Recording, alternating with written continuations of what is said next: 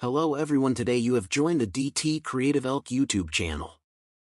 How to do the zoom in effect in CapCut PC. If you find this useful, then consider subscribing to and liking the video. Here we are in CapCut PC. And so what you want to do is a zoom in effect. You can see that at the moment I'm just playing it through.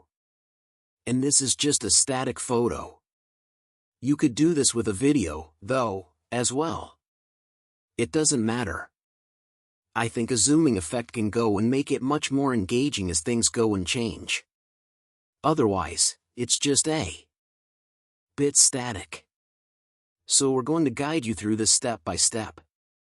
And perhaps it's the point you want to go and focus on as well, which is why you want to do it. So to go and get started, you need to go and place your playback cursor where you want the zoom in to go and start. So you could do it right at the start or a little bit in. Let's go and say I want it a little bit in.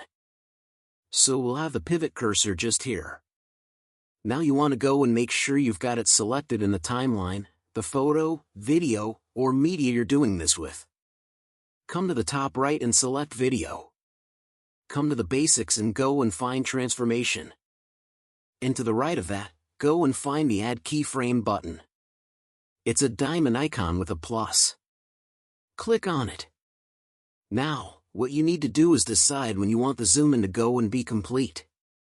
That could be right at the end or just before it, or have it just before it just here. And then what you can do is come into transform, and you can go and start increasing the scale and choosing what you want to go and zoom into. Let's go and say I want to zoom in just here. You can go and see when I do that, another keyframe is automatically made. So now if I go and play it back, you'll go and see it goes and zooms in like so. But it's just a consistent zoom. It doesn't go and change at all. If you go and right-click on the graph in the timeline, you can then go and hover over Show All Presets or go and click on it. And you can then go and see the different options here. So you could go and have, for example, a rebound in or a rebound out. I'll go and click on it and just go and wait for it to be applied.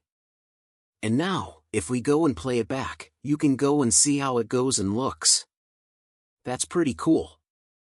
And you've got these other curves you could go and use as well.